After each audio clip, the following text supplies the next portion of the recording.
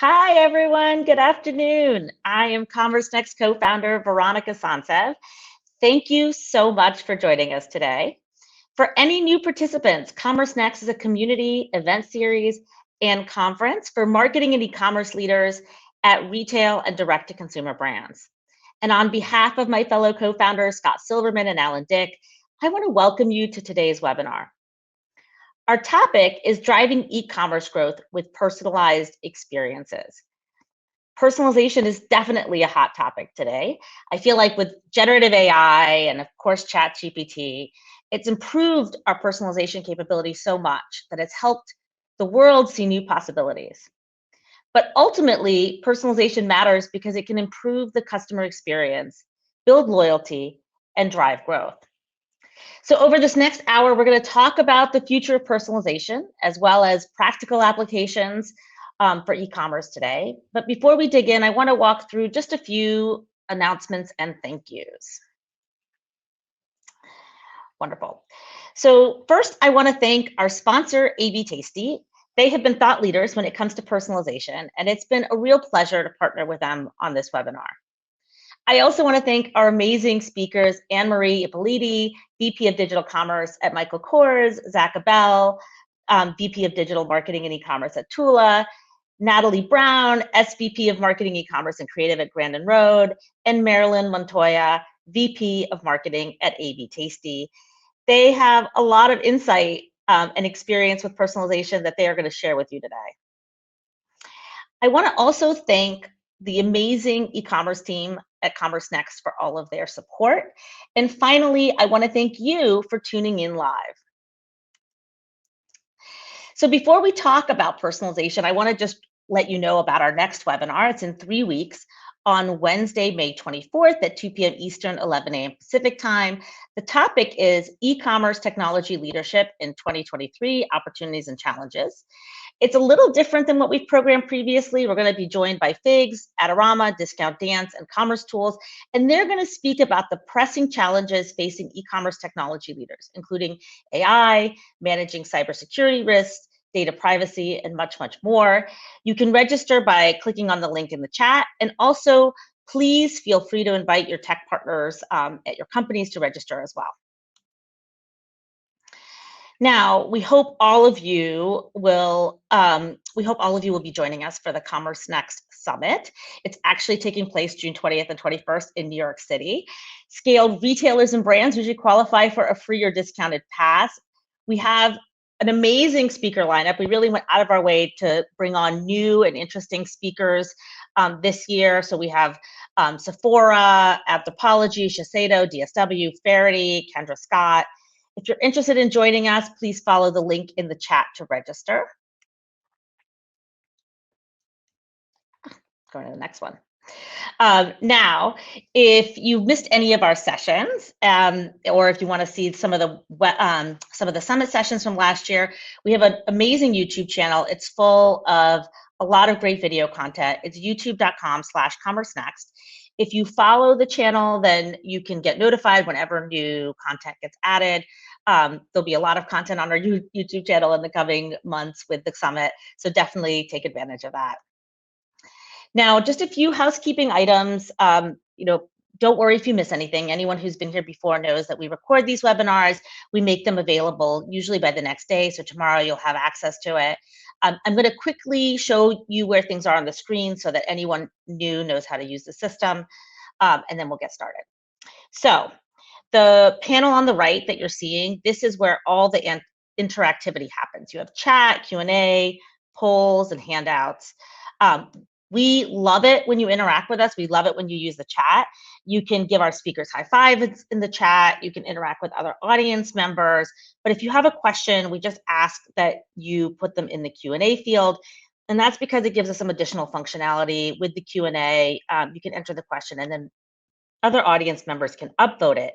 And the benefits of that is then we know what questions matter to you. And so therefore we can make sure we ask the panelists those questions. So make sure you take advantage of that. And then finally, if you want to download the handouts from today, which is really the slides, you can do that in the handouts tab, and that's available now or anytime during the webinar.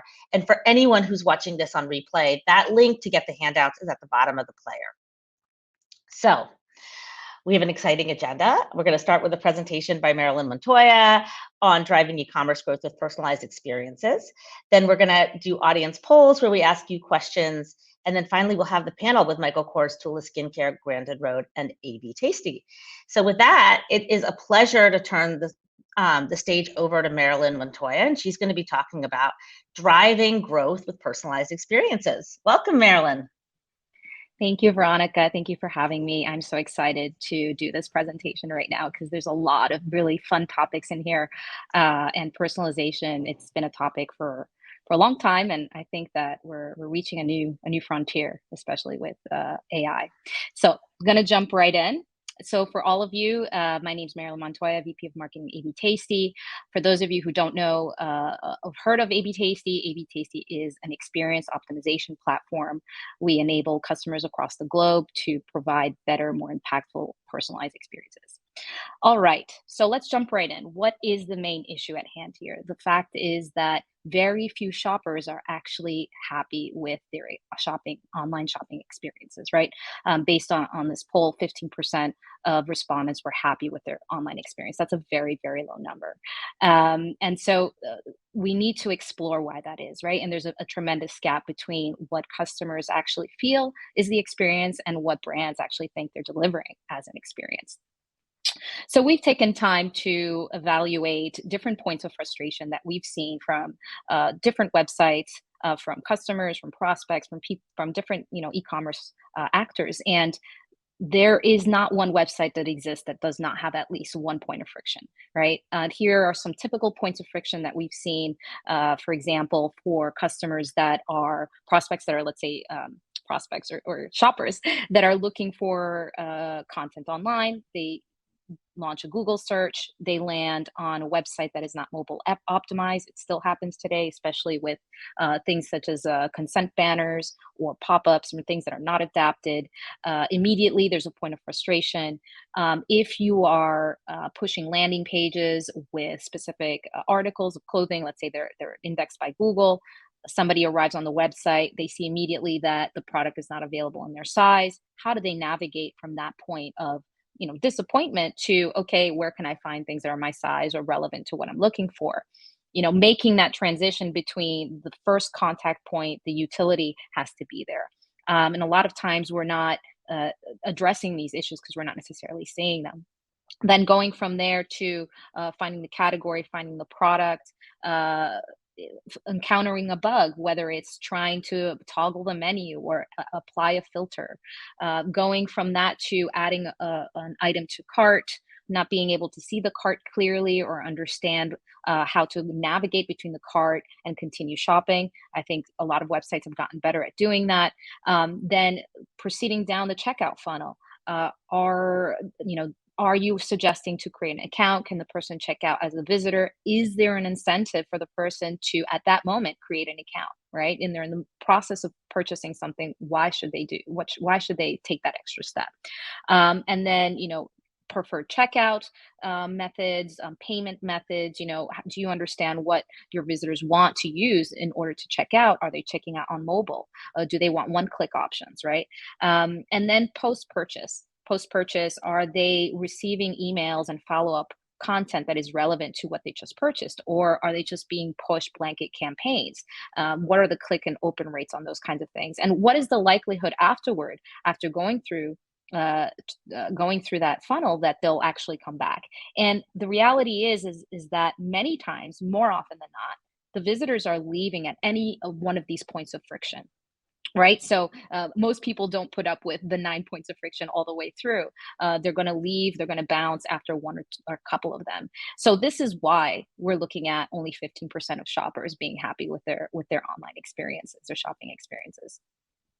So what customers expect is a superior experience, and an experience that feels personal. And I say that on purpose, personal, not personalized. And the distinction I make there, we'll get into it much later on, I think, in the panel and the discussion, but it's about what can we do to make an experience feel more personal. Well, if we're talking about the basics, you know, visitors are expecting something that is easy to navigate, that I understand where I have to click, where's the button, how can I get out of this screen, how can I navigate from a page that is not relevant to me to one that is, especially if you are an entering visitor that are coming in, is entering the website through advertising, through a specific landing page, you don't know anything about that visitor, how can you propose or give an opportunity for that visitor to show you and to exchange information with you about who they are and what they want, what they're looking for. Being able to provide navigation that is intuitive. I understand which filter. I don't have two buttons that are named filter on two sides of my screen. And by the way, these screenshots that I'm showing here are from real websites that we've anonymized, but real websites that have problems with navigation. So it's a really common problem that visitors encounter, and I'm sure many people in the audience have also encountered many of these issues when trying to shop online. So what is the reality here? What are we talking about? Why investing in this? I don't think, it's a mystery to anyone here that personalized experiences drive growth, and they drive growth over the long term. And that's something that is important to take into consideration, that when you're embarking on personalized experiences online, the ultimate goal should be long-term growth, right? Not necessarily short-term wins, but long-term growth, higher LTV. And we can see that in the data as well. Those brands that are investing in creating customer centric experiences online are generating 5.7 times more revenue than their competitors. Now, this is all nice to have, very, very aspirational, but the reality is that it's a lot easier said than done, and I think a lot of people can agree with that sentiment. The reality is that many brands are facing, as all know, very challenging context, right? So you have more competition, doubling the number of actors. The entry to the marketplace is open, so there's more and more competition, right? There's more digital native companies or younger companies coming in that don't have a lot of the heaviness that bigger brands do, and being able to be more agile, more reactive. We also have the resource issue and continuity issue, having employees come in, reducing the size of teams, having those employees leave. How do you maintain continuity over projects that need to be carried out in the short term and in the long term? So one of the ways that we see and we recommend, and we've seen our customers be able to kind of overcome these challenges, is by aligning and creating roadmaps, shared roadmaps internally. Now, it may seem like a huge feat. Doesn't necessarily have to be. It has to start small, but evangelizing internally inside the company and being able to align teams internally on what they want to achieve.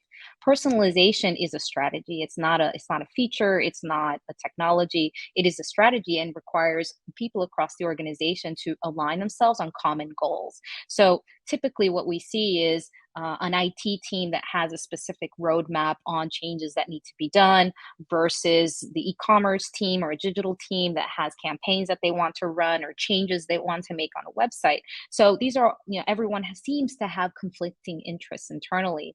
And so how do you move forward faster when everyone is a bit working against each other?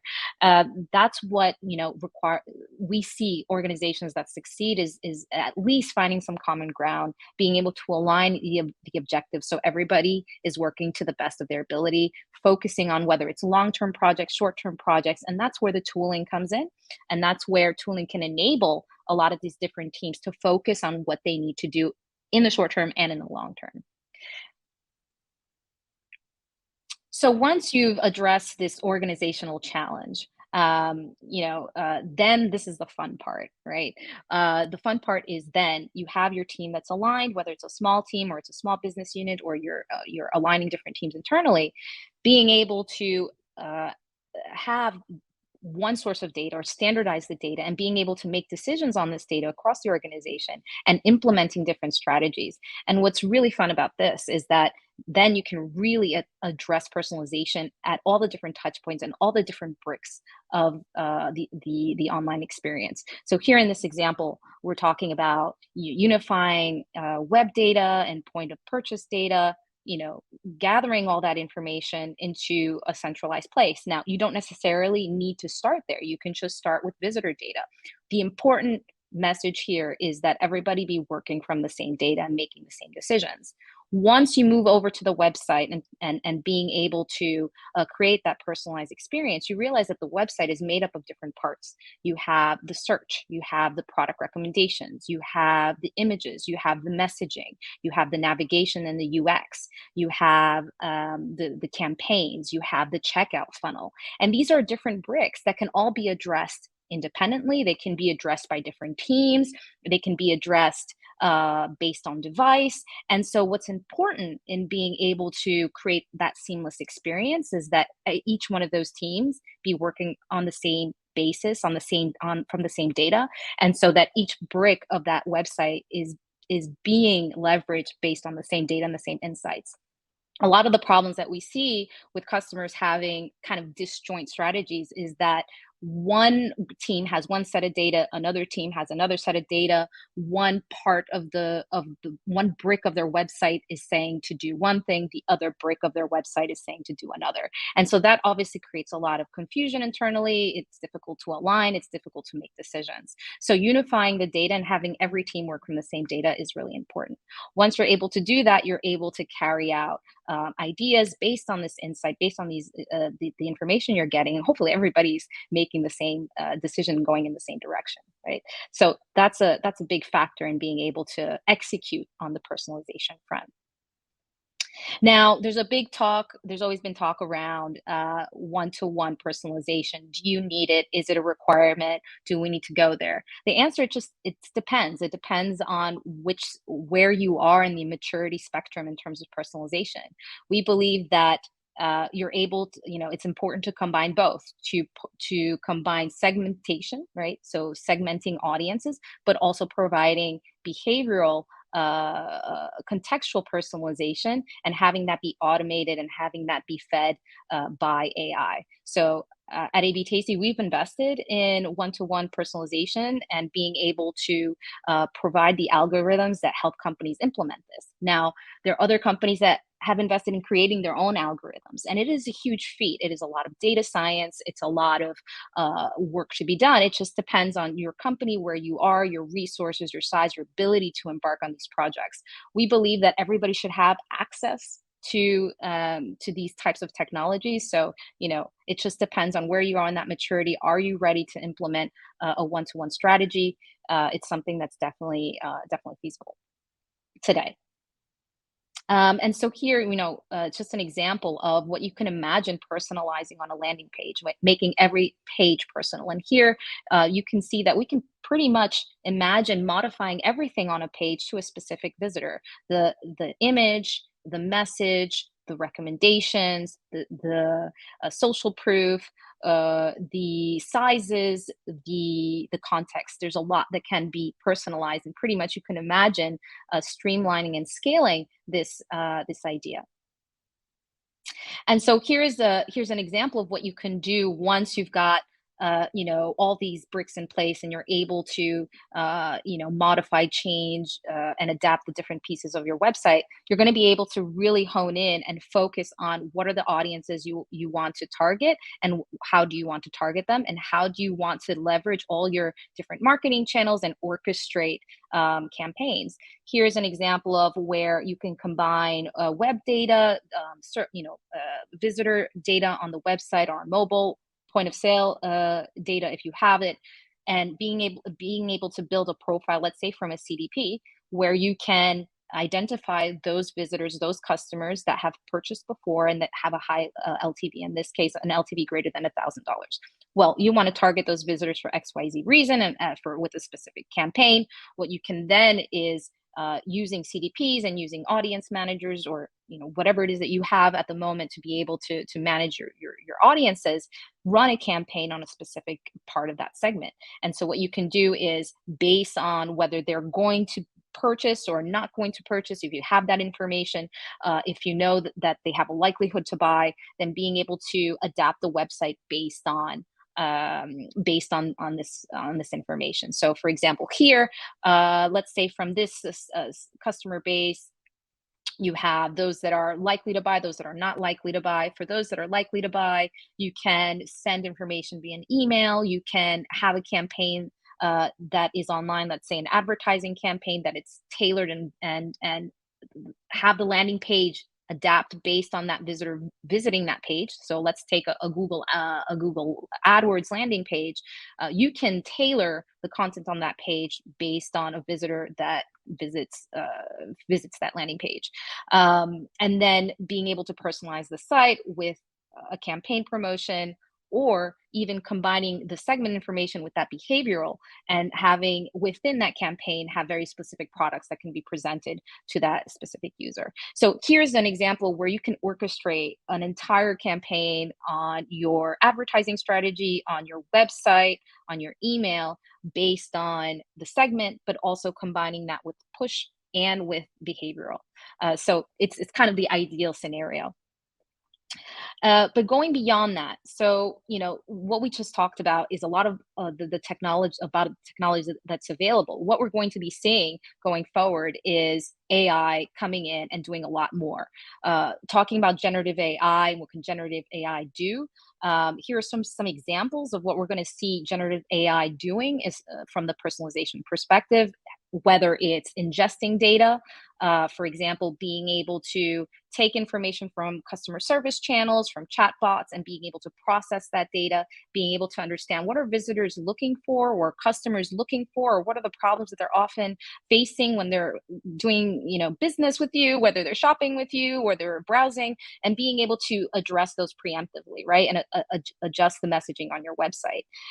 The other way that AI can play a role here is about adding more contextual information, from your getting contextual information from your visitors. So, for example, today when you search something on a website, you might search boots or a dress or a toy. What we'll be able to do with generative AI is ask fuller questions about, well, what are you looking for? Well, I'm looking for a gift for my friend's son who's 7 years old, and I'm not really sure what to get him as a gift. Can you propose something, right? That's a way that we can imagine using generative AI, being able to propose an answer of something that would be relevant and useful for that visitor that's looking for a specific thing. Beyond that, generative AI is very, very important for scaling content. Being able to create different versions and different with different copy for landing pages, product descriptions that are more appealing to very specific customer segments that are interested in specific parts of your product, whether it's where it was made, or the product, the, the the material. For example, if you're talking about clothing, there's a way to kind of take the personalization further and making sure that you're highlighting those things that are relevant to those customers. So what's important here is that the generative AI is helping you scale a lot of that content production that before would have been very tedious and very difficult to scale. And lastly, I'm going to go a bit quickly here because I know I'm running out of time, but something that I did really want to talk about, and we can talk about this in the panel discussion, is going beyond the technology. The technology is there, right? Customers' expectations have risen because of actors such as Amazon and the Netflix of the world that really have leveraged things such as AI and recommendations in order to bring more utility. But at the end of the day, you're really addressing the utility there. The idea is, how can we go beyond? What is the ultimate goal and the promise that you want to give to your customers visiting your website, right? So whether it's your brand promise, why are they visiting you specifically? Is there anything that you can do around your brand that can make them feel like they're having a more personalized experience? And it's not necessarily just the technology that's able to do that, right? The other point is the metrics. One of the topics, and I mentioned earlier, is about focusing on LTV. Sometimes certain brands will focus on short-term gains, but is that the strategy you want? Product recommendations, what are you recommending? Are you recommending something that's very useful for the customer, or is it trying to just increase AOV?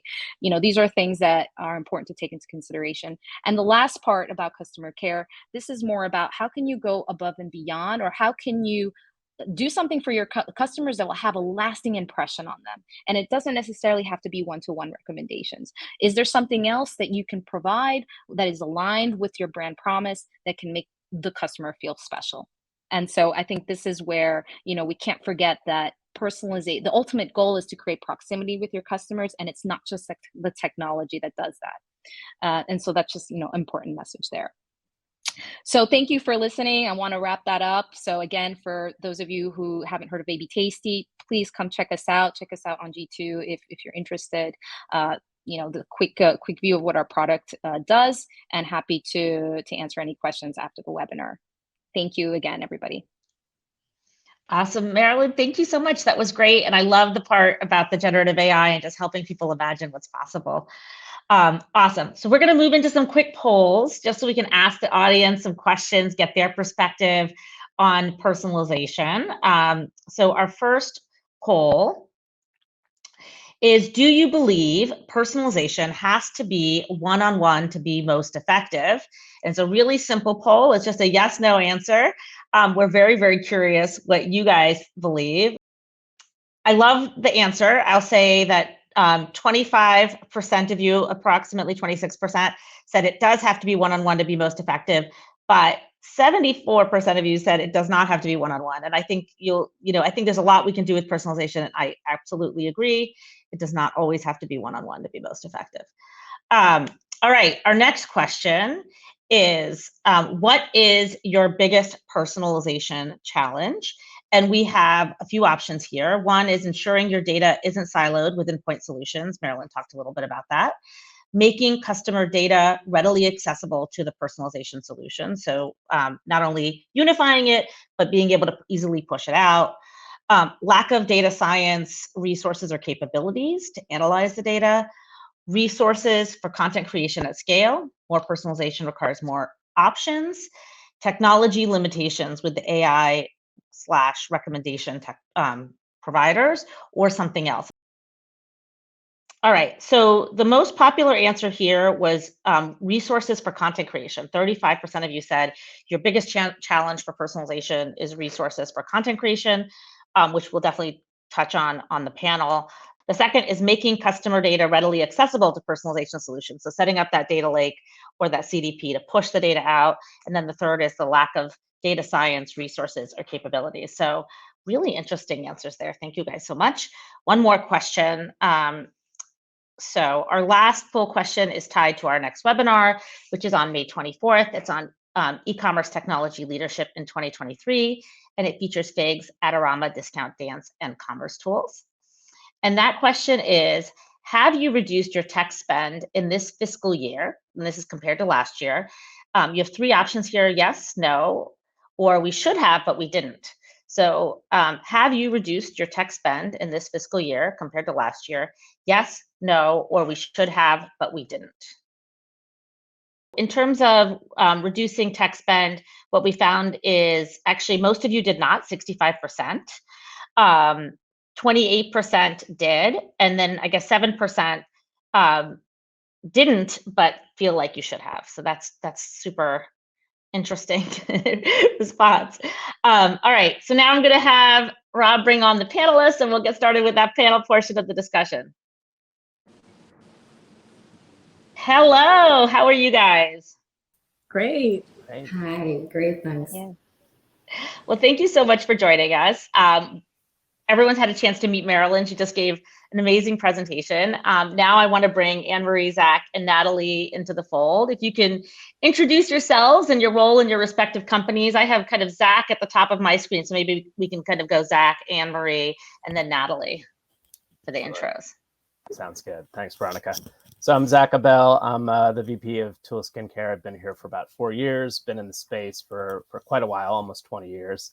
My purveyance at Tula is everything acquisition, retention, technology, CRO, et cetera, customer experience. So A/B testing is near and dear to my heart, as is personalization.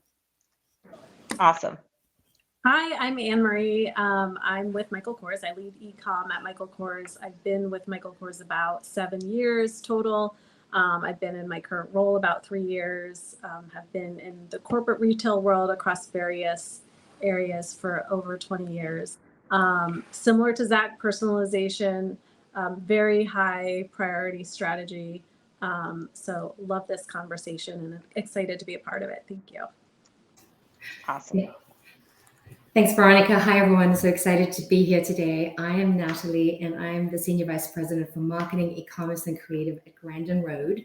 Grandin Road is a lifestyle furniture business. We also have a really good seasonal aspect with Halloween and front door decorations, so really everything from your front porch through your backyard. I've been at Grandin Road for about a year, but have quite extensive experience in marketing, retail, and branding as well as my background. Awesome. Well, we're really thrilled to have you and really thrilled to have this conversation. We've had great registration and attendance for this webinar. So clearly, a lot of people are excited about personalization.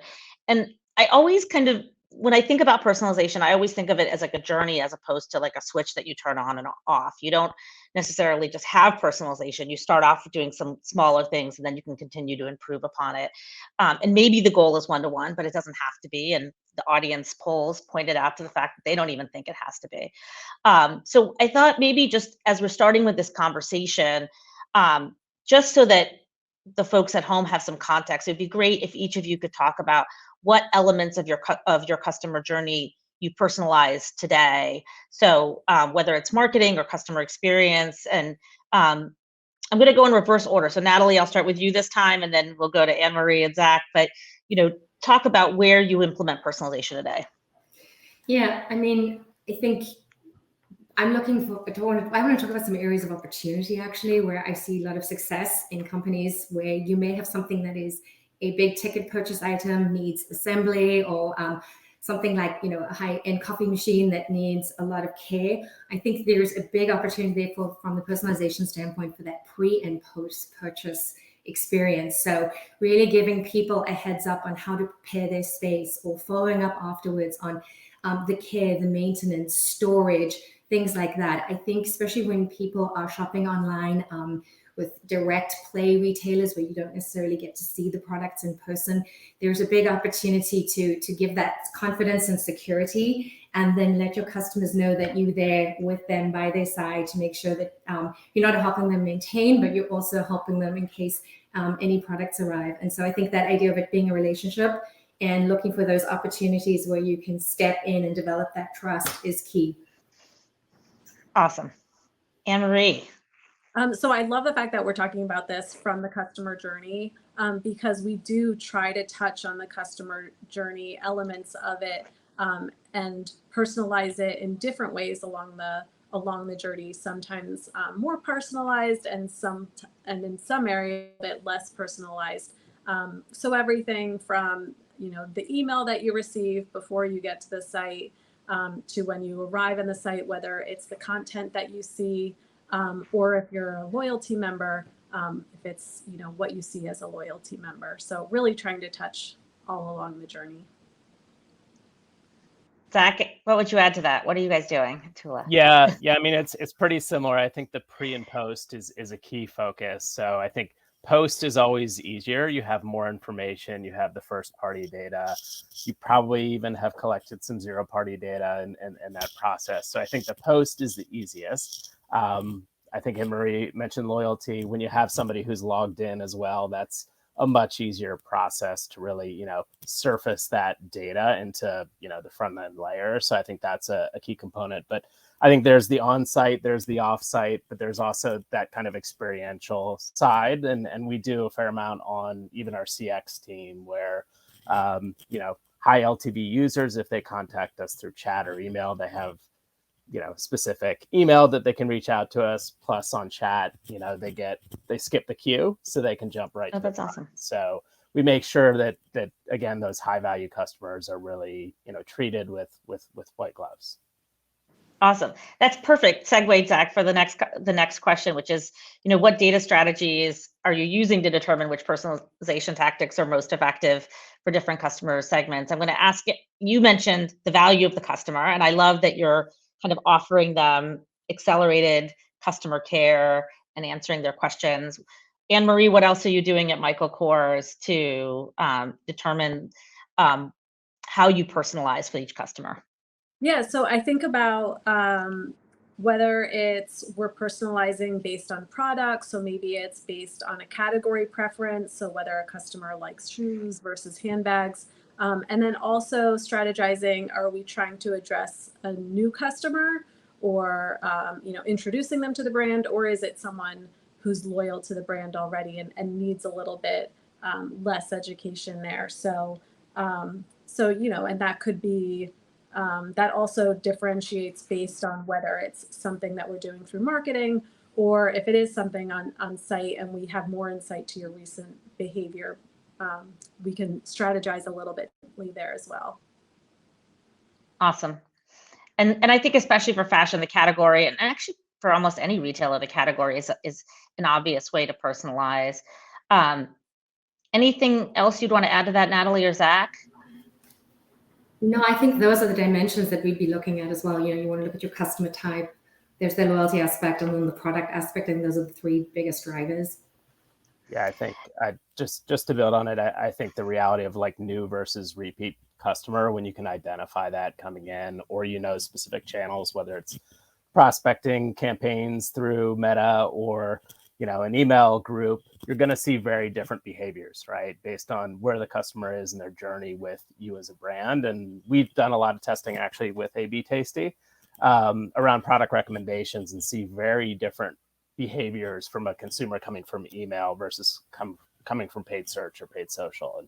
And, I think marrying the data piece of us knowing what consumers come in at as the first product into the brand is key, because that actually helps us kind of structure those recommendations for those different inbound traffic sources, rather than having one size fits all, which quite honestly leaves you lacking either one of the audiences is losing either way. So I think that's a big opportunity. And I think you added a great point there, that like the source of where they're coming from oftentimes results in different behaviors. So understanding that is really critical. Marilyn, what else are you seeing with A/B Tasty customers in terms of best practices and how they're creating segments for various aspects of personalization?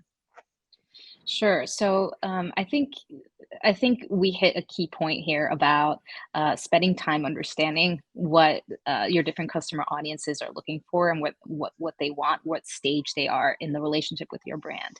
We were talking about one-to-one personalizations earlier, and one of the parts of this that is super important, I think, to internalize, is that what's more important than one-to-one personalizations right away is really understanding your customers, right? And when you're working with segments and you're working with channels and sources, it forces you to look into the customer behavior. You really don't have a choice, because you have to kind of study it.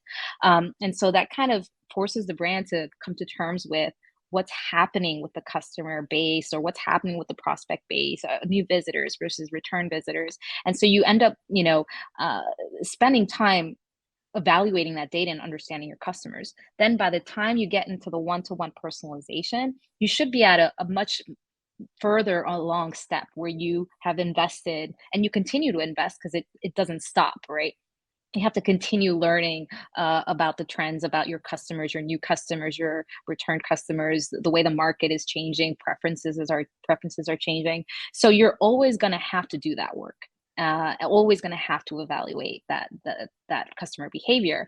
And so what we see in our customers is that they have this kind of discipline behind that, where they say, okay, we understand that we have to constantly be learning from our customers and their changing behaviors. So this is why we're constantly testing. A message that works today might not work in 6 months or in a year from now. So working with segments is still a very important part of personalization, because you need to spend that time to understand the evolution of your customer base. And then the one-to-one is just kind of like the cherry on top of the cake, because you can combine these strategies. And what we see, those customers that continue, that have that discipline and build build the foundation, is that then they can leverage the one-to-one to combine with the segment strategy. So it's really about, okay, you're within this category, this specific center of interest, and within that certain level of interest, we're going to propose things to you that we know you want because you search this particular thing, and we're leveraging the AI to make sure that you have that next product that's going to be relevant to you in that specific moment for that specific example. So it does push, does push it to the next level, but you can't do it properly, or at least we don't recommend for you to do it until you really invest in understanding your audience through segments. Yeah. And that was interesting because I think, if I recall correctly, that was like the second thing that people said was a challenge on their survey. The first being kind of that content creation, and then the second being able to segment the data and getting it into the various solutions that personalize it. We have a question from one of our audience members, Michael Zakor, and actually this question was for you, Marilyn. So while I have you, he asked about they've had a massive success, including customer contribution as a foundation for personalization. So giving the customer a voice and building what you're building, and what views do you have on. And actually we're going to talk about quizzes. I'm going to ask Zach about quizzes, but like what view do you have on this asking the customer? I am a big fan. I think that letting the customer speak directly is probably the most powerful things that you can do. Because you're not trying to guess, you're really asking them to tell you what they want, what they need. And that can give you such tremendous insight. Because here we are trying to understand through data, through behavior, through exits, through clicks. And if you open the conversation, you say, hey, how can we help you? Or what can we do better? Or what would you like to see? Sometimes you're surprised with those answers. And I think the more you have that human exchange with your customer, you're going to be surprised as to how many people actually want to share with you what they want and what they're looking for. And something that we've done, even at AB Tasty, we run surveys sometimes with prospect base and say, what do you guys want from a content point of view? Or what are the topics that you're concerned with today? And many times we get responses and we're like, wow. So I think it's a great thing, whether it's surveys, NPS, emailing. I think emailing can be very, very impactful if you do it the right way. If you do it in a way where it feels very personal, like I'm reaching out to Zach or Anne-Marie and I'm asking, hey, how can I be better for you? I think it's a great idea. That's awesome. And now I'm going to turn it to Zach, because you actually do this at Tula. You have quizzes and you collect a lot of data through those. Talk about how you're using quizzes to collect data and how that ultimately feeds into your personalization efforts. Yeah, so I mean, quizzes are a big part of what we do. I would say the reality is it's more of an acquisition tool than a retention tool, but it is something we go back from a retention perspective and try and gather more data from consumers. But for us, it really is that idea of the consumers telling you something about them, and they're asking you to come back with something personal, right, for them. So like our skin quiz actually ends up in recommendations for a routine for them based on their responses to a bunch of questions.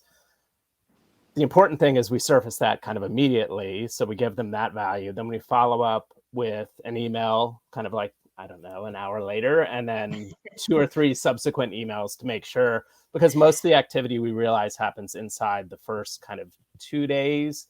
I think 80% of it happens within the first 7 days. So when people kind of fall out of that, then we put them into like kind of a win back campaign via email. And then eventually they go into like a direct mail pool for us to re-engage. But the importance of grabbing that zero-party data is really helpful too, and just helping us structure email and SMS segments based on whatever information we're collecting, whether it's skin tone or skin concerns, et cetera. Those are really important attributes to understand your consumers so that you are able to get closer to that one-to-one engagement with them.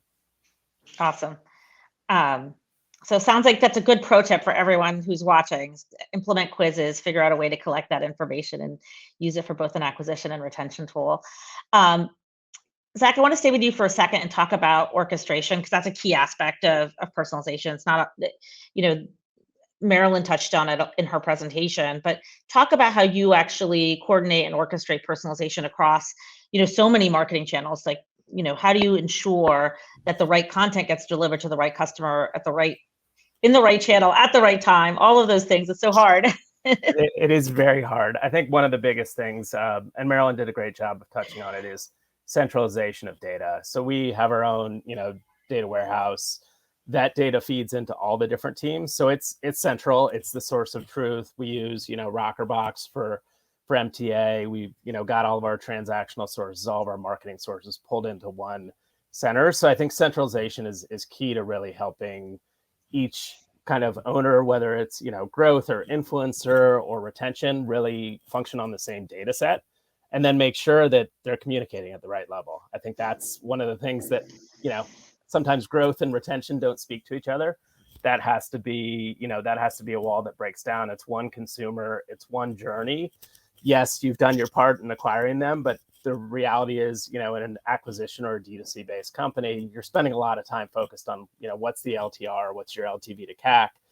And that becomes really important to make sure that you're taking the customer along that journey. And we do a lot of that with just the products we acquire them on, and then customizing that post-purchase, because that is maybe not the repeat item that they're going to repeat on. So we, push them through, different product journeys to really help them, kind of grow their LTR and make sure that those two teams are really, again, working closely. I love that you and Marilyn are like operating from the same playbook, because one of her core slides was all about like getting the teams to coordinate using the same set of data. Marilyn, is there anything you would add to Zach? Because he seems like a straight A student in this regard. Yes, he does. I have little to say there. No, I think it really boils down to aligning people internally, because personalization, as you know, in the case of Zach, like you have different teams working on different parts of it. The problem becomes if you give disjoint experiences, that becomes problematic, because you may not see it on your side, but your customer feels it on their side, and then that gives a really bad impression. And so it just takes like a couple of these mistakes or these lack of coordination that the customer may feel, actually, they don't know who I am. They're sending me all these emails. And then that's where you kind of lose a bit of that brand equity, because today that brand equity is tied to these experiences online. So that's why it's important to kind of avoid these situations where you're giving conflicting messages, doing conflicting campaigns. And so the coordination internally is so key.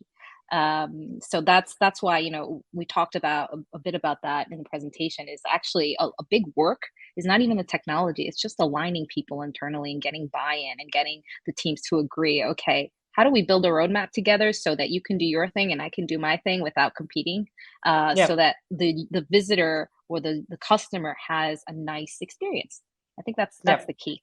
I should have put that on my challenge slide. I bet you that's a huge obstacle for a lot of people.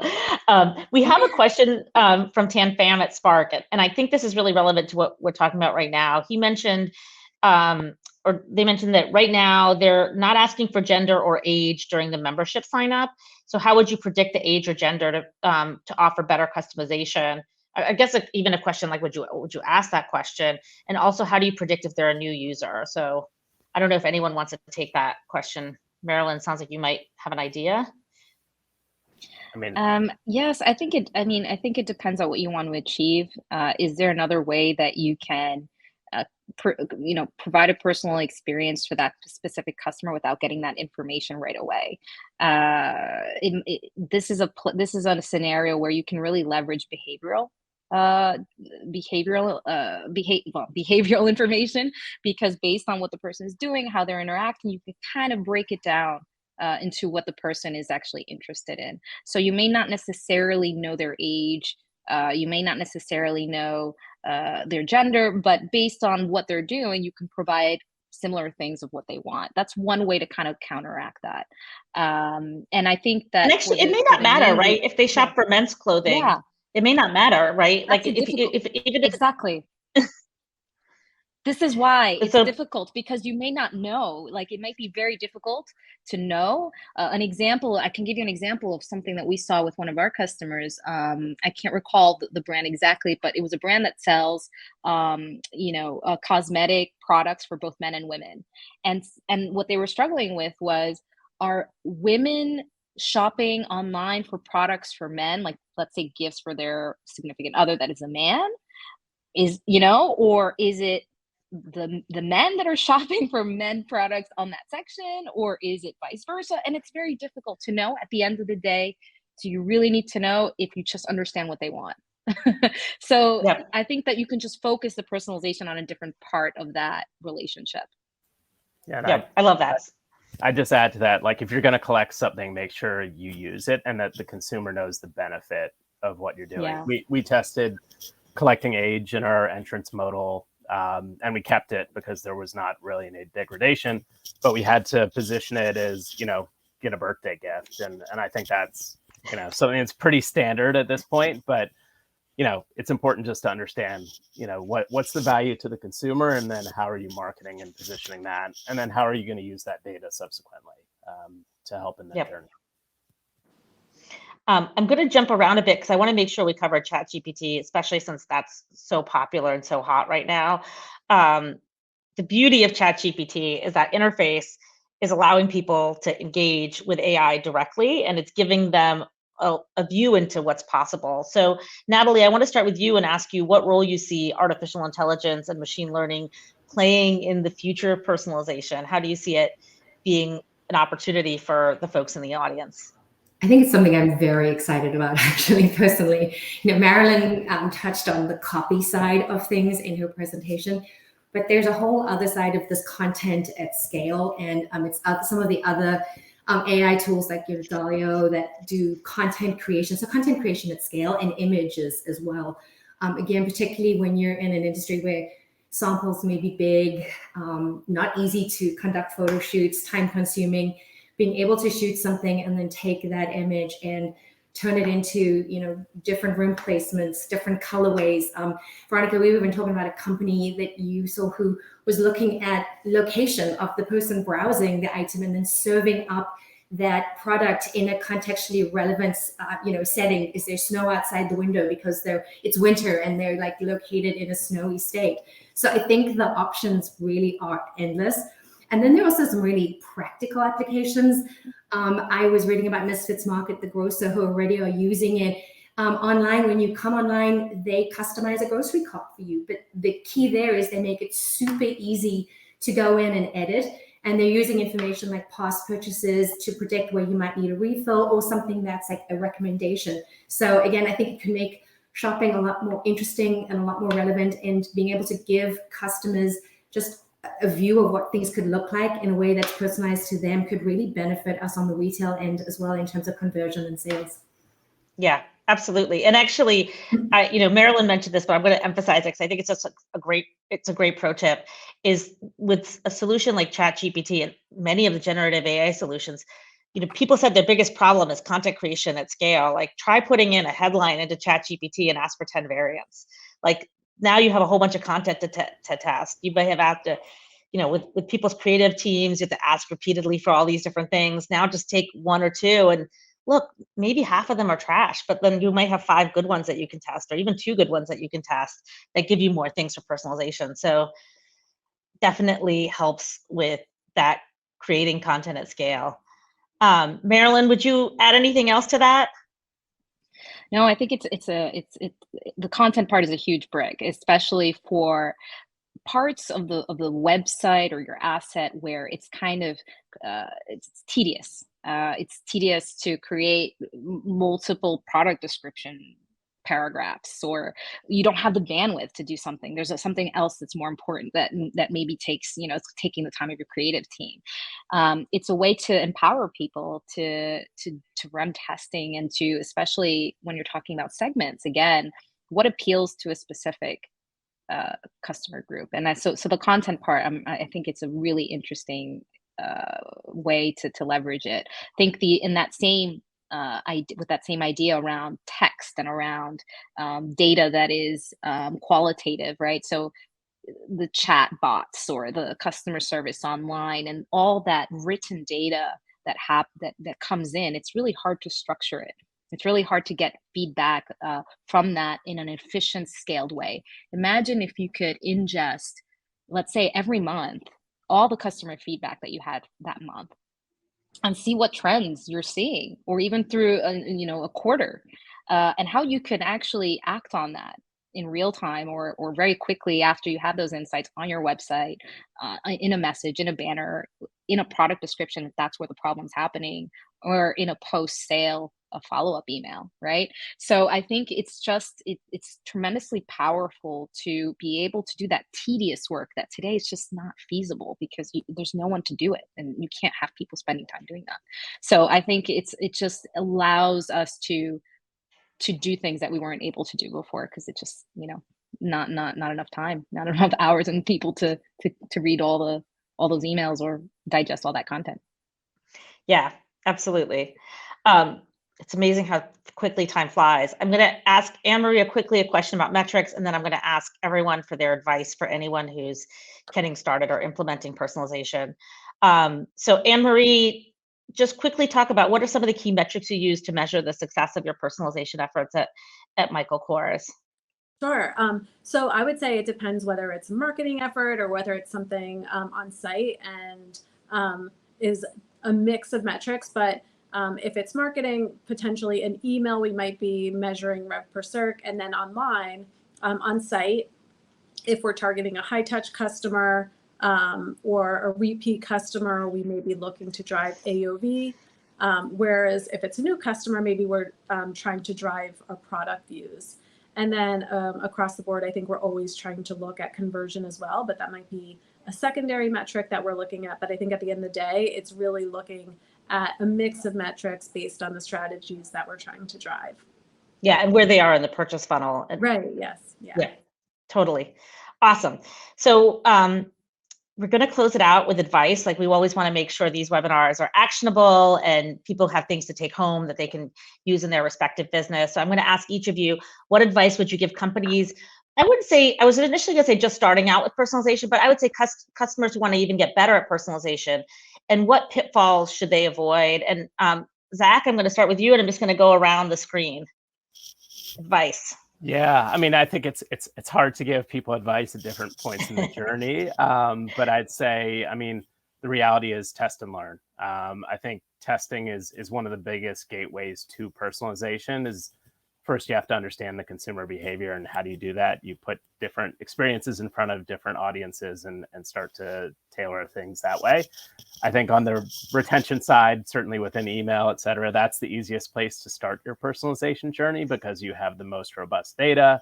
You're working with, consumers who are higher value because they've transacted with you.